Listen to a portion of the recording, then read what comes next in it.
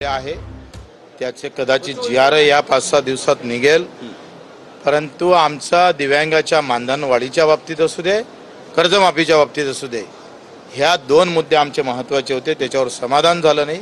19 मुद्द्यावर जरी सरकार सकारात्मक असलं दिव्यांगाच्या बाबतीत, पण त्या मागणीमधला खरा आत्मा जो आहे तो मानधनवाढीचा आहे आणि कर्जमाफीचा आहे, तो आम्ही पूर्ण केल्याशिवाय राहणार नाही। दोन बैठकीत तुम्ही असमाधानी आहात, आता परत काहीतरी कर्जमाफीवरून तुम्ही आक्रमक व्हाल का?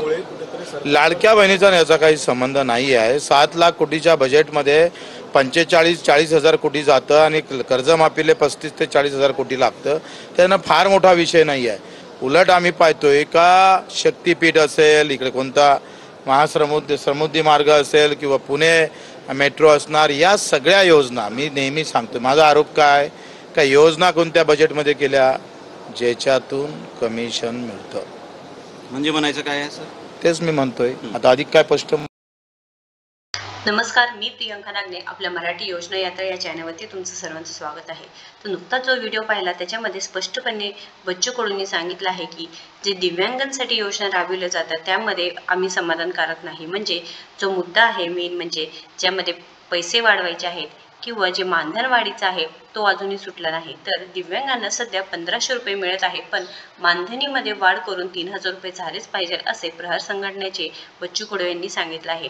या बाबतीत इथे कोणतेही निर्णय घेतला नसल्यामुळे ते समाधानकारक नाही किंवा जे शेतकरी बांधवांसाठी कर्जमाफीचा मुद्दा आहे त्याच्यावरतीही कोणताही ते या मुद्द्यावरती सुद्धा सरकारने कोणती सकारात्मक भूमिका घेतली नाही। दिव्यांगांबाबत बाकीचे जे 19 जे त्यांनी हे केलेले आहेत, मागणी केलेली आहेत किंवा जे काही निर्णय घेतलेले आहेत ते समाधानकारक असले तरी जे मानधनीचा निर्णय आहे तर ते न घेतल्यामुळे दिव्यांगांना कोणतीही मदत झाली नाही। कर्जमाफी सुद्धा केली नाही, ते केल्याशिवाय राहणार नाही। 7 लाख कोटीचे बजेटमध्ये 45,000 कोटी जातं, त्यामध्ये कर्जमाफीला 35 ते 40 हजार कोटी लागतात। हे सुद्धा एक मोठा विषय नाही असं त्यांचं म्हणणं आहे। तर कर्जमाफी झालीच पाहिजे, शेतकरी बांधवांना कर्जमाफी झालीच पाहिजे। तसेच दिव्यांगांना जे संजय गांधी निराधार योजना असो किंवा जे इतर योजनांचा लाभ घेणारे लाभार्थी आहे त्यांच्यासाठी सुद्धा जे 19 वेगवेगळ्या मुद्दे आहेत त्याच्यावरती सरकारने सकारात्मक भूमिका घेतली असली तरी जो मेन मुद्दा आहे तो म्हणजे मानधनवाढीचा तो अजून झाला नाही। या बाबतीत वेगवेगळे जी.आर. येत आहेत, तो सुद्धा आता त्यामध्ये दिव्यांगांना एप्रिल महिन्यात सुद्धा जी.आर. आला आहे। गेल्या 3 ते 4-5 दिवसांमध्ये जो जी.आर. आला आहे एप्रिल महिन्यासाठी, पण दिव्यांगांपर्यंत पैसे मिळत नाही। जे 1500 रुपये सुद्धा DBT मार्फत येणार आहे ते सुद्धा लवकर मिळत नाही। त्यासाठी सुद्धा इथे दिव्यांग बांधव आक्रमक आहेत। दिव्यांग बांधवांसाठी मेन मागण्या म्हणजे जे मानधनवाढीचं आहे 3000 रुपये ते लवकरात लवकर झालं पाहिजे असे बच्चू कडूंनी सांगितलं आहे।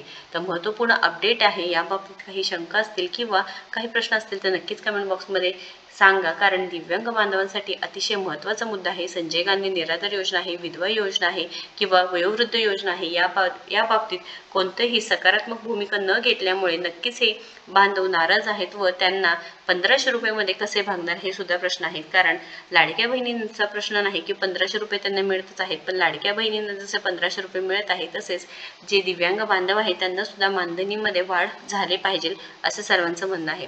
महत्त्वपूर्ण व्हिडिओ आहे, नक्कीच व्हिडिओला लाईक करा, शेअर करा, आपल्या चॅनलला सबस्क्राईब करा। धन्यवाद।